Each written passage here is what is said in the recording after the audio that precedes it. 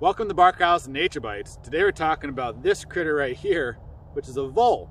And it's kind of like a mouse, but it is different. You know, mice have those more pointed, long snouts. These voles have a little bit shorter snouts. Voles have smaller eyes, mice have those big eyes. Mice have big ears, voles have small ears in that dense fur. And also voles have little smaller tails than a mouse does. Mouse have those long tails. So kind of like mouse, but a little bit different. We just caught this particular vole when we're doing some yard work around the nature center here. And I thought it'd be a good opportunity to talk about voles and really how fascinating little critters they are.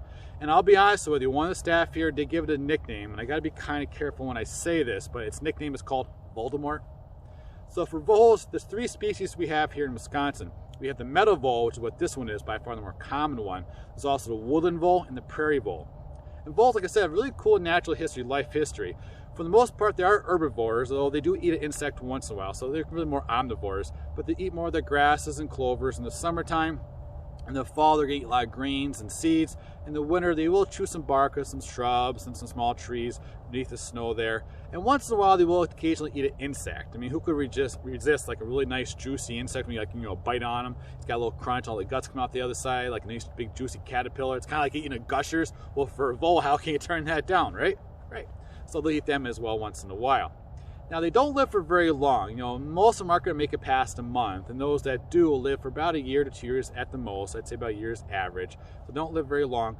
The female, she can have a lot of young during her lifespan. She could have, I'd say, like 4 to 8 young per litter, maybe like 4 to 6 litters per year. Although honestly, they could have up to 11 young per litter and up to 17 litters per year. So they could have quite a bit of young each year. And the young themselves can reproduce in about a month. So doing all that math, you can have a lot of voles running around.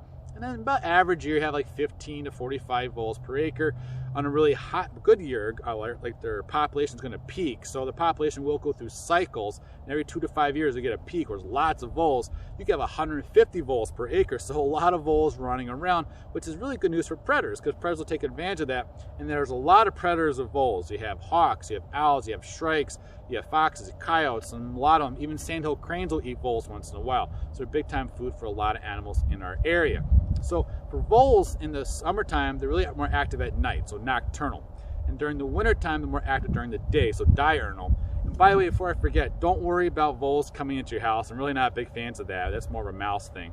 And also, before I forget, I think this is really cool. Voles are really good swimmers, can actually dive. So voles will sometimes see them swimming across wetlands, although they do have to be kind of careful because maybe like a pike or musk will chomp on it, so you gotta be kind of careful that way. But like I said, in the winter, voles are really more active during the daytime, so diurnal. And they're doing this to take advantage of that snow cover. They're going to make tunnels and little runways beneath the snow, and that really helps them stay out of sight of predators. Although, honestly, owls can hear them, so owls can still find them, which is one of the reasons they're more active during the daytime.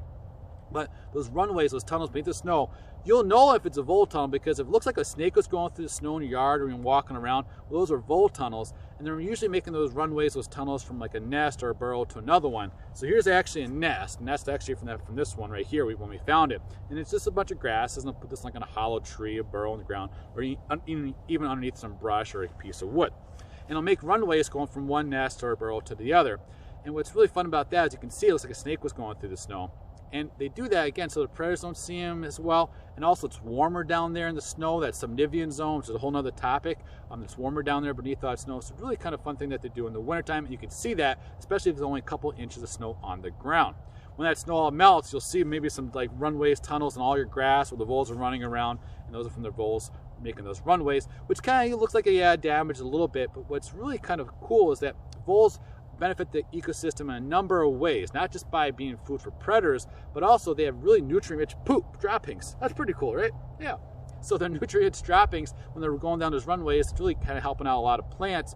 And also they spread the spores of mycorrhizal fungi, which is a whole other topic, but basically that fungus, it grows to another plant, it benefits both that plant and the fungus. So they help spread those spores around, which helps a lot of tree species. So yeah, they could do some damage to shrubs and trees, but they also benefit the ecosystem in a number of ways. So this winter, be looking for those little vole tunnels, those little, looks like snakes going through the snow again, vole tunnels in the snow. If you're walking like on a gravel trail or gravel driveway, you might see a tunnel going to one side of the driveway, disappear, and you'll see it again on the other side. Well, just kind of watch that gravel driveway, that trail, and you might be lucky enough to see a vole running from one side to the other. And if you do see a vole run across that gravel driveway or trail, you just saw yourself some really good rock and vole. Thanks for watching Barkhausen Nature Bites.